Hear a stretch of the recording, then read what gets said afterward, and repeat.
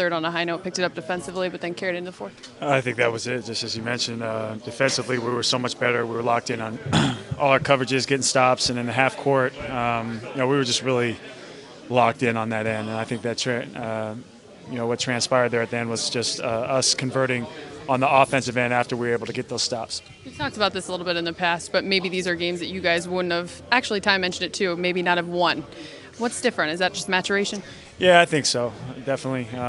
We knew that, especially after last game and the past 2 years really since I've been here. They always play us hard. They got very talented players, and on their home floor, they make shots and they run the ball. Quite a bit. They post up both those bigs and play off them well. So we didn't shoot the ball particularly well coming out of the gate. We changed that really in the second half, and in the fourth quarter we were really good on the defensive end.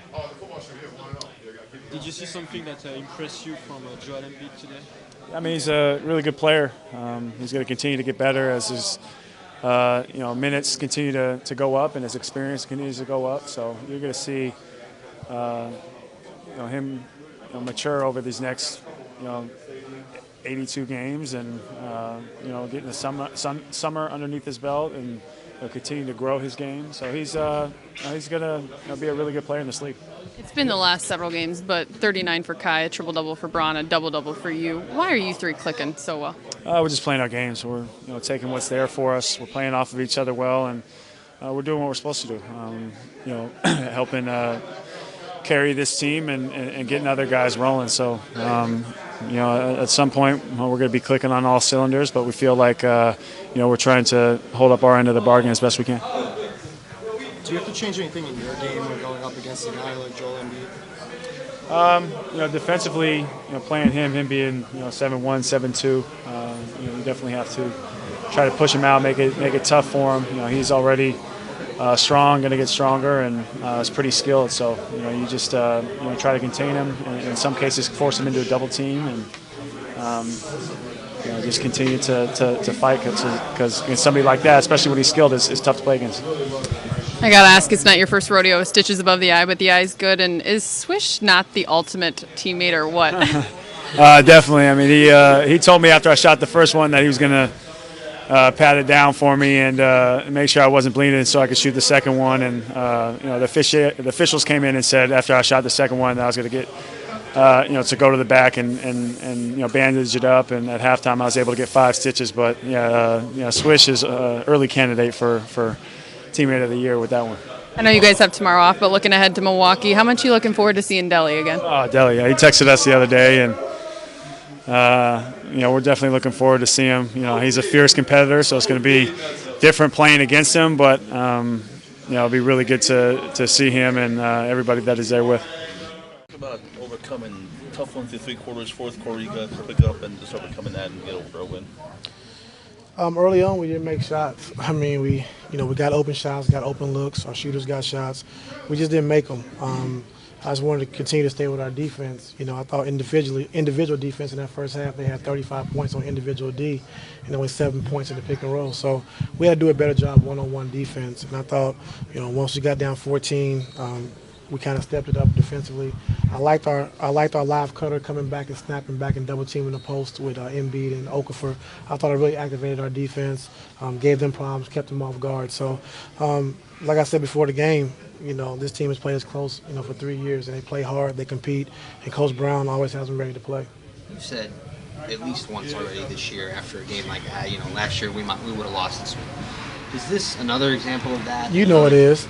We'd have lost this game, but I mean, it just, we have that confidence that we can, we can play. And we got guys out. Shannon's a big part of what we do, in that second unit. Shump's a big part of what we do. So having 2 of our key guys out and still be able to come and perform and win this game is big for us. But even, beyond that, there were several excuses or problems, from the 2 guys out. You got in late yesterday, you're down early.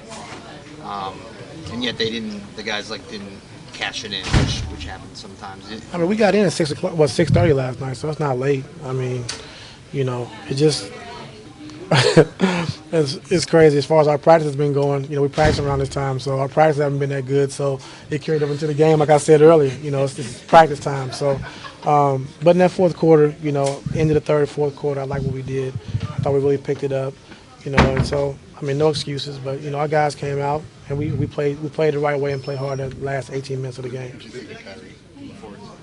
Kyrie in the fourth. Kyrie being Kyrie.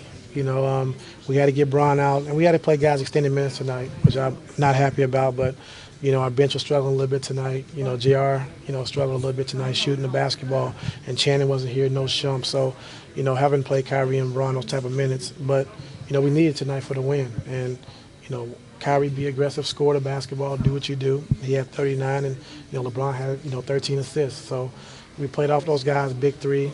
Kevin had 25 and 11. So they had 90 of our 112 points tonight, and that's why they get paid the big bucks. Kyrie's had quite a few double-digit scoring fourth quarters this year. Have you seen anything that's either physical or mental development to allow that to happen? I think Wade taking care of his body this summer. I think playing, in the Olympics this summer, I think his conditioning is great, and I think now he's getting stronger as the game goes along, and. We know he can score the basketball. We need him to score the basketball tonight with Bron going to the bench, and he stepped up for us and really scored big. Games like this is an indication just how a veteran team learns how to win these kind of games and just overcomes all kinds of obstacles and then gets it done.